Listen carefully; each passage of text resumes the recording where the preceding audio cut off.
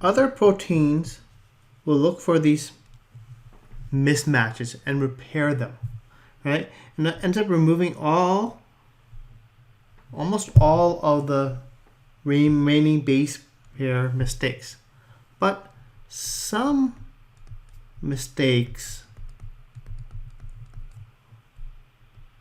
will always remain, right?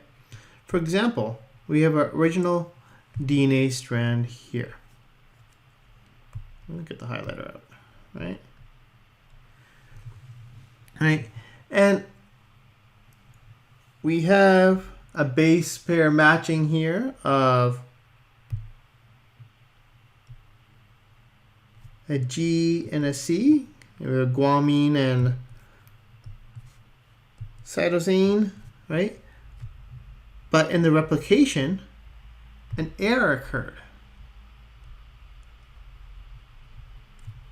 So that means G and C became G and T.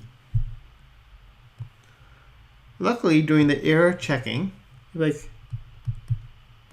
oops, a mistake was made, right? Because we know that guanine and G and T don't line up, right? So it could be like, oh, a substitution error was created, right? Then they can go to fix the error.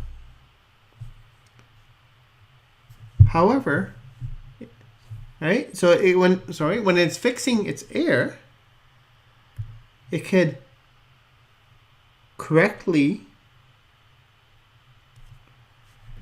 replace the T with the C base, right? Right? So that'll be the diagram here. The protein has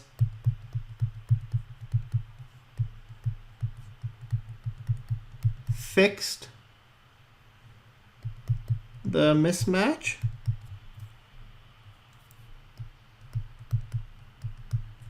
Right? To a G or C. However,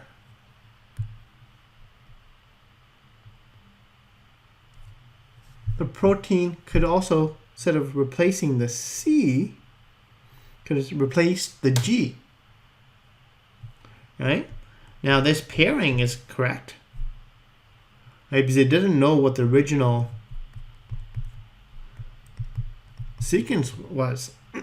So this leads to a mutant strand. Right?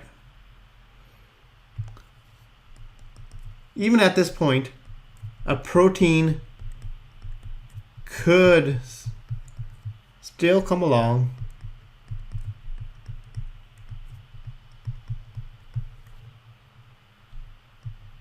and fix this to a GC pairing. So another source of mutation are substances that we refer to as mutagens. Right? Mutagen is a natural and a man-made agent that causes mutations, are called simply mutagens. Right? So this is pretty straightforward there. So for example, nuclear radiation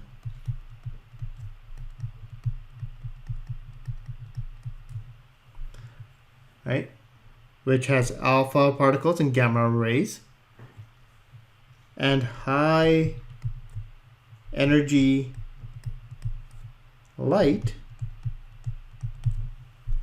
such as X-rays and ultraviolet, physically damages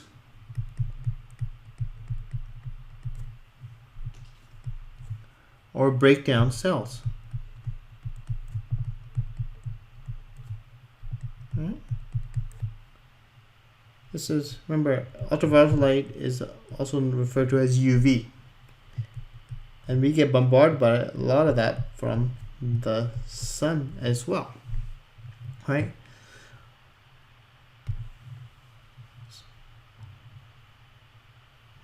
There are also chemicals, and one a really nasty chemical that we come in contact quite often is benzene, right?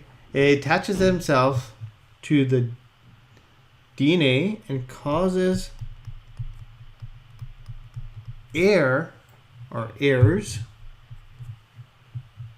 during replication, right? And there's lots of benzene compounds in cigarettes, right? So for instance, benzopyrene is this compound here. It makes its way in between the DNA strand and interferes with replication, and it ends up causing error codes to happen, right? These are all the known carcinogens in cigarettes, right? Quite a few of these, right, that interfere with their DNA replication, right, and ends up causing lots of problems, right? And if and these carcinogens or other ones also are present in vape juice, right? So just to be aware.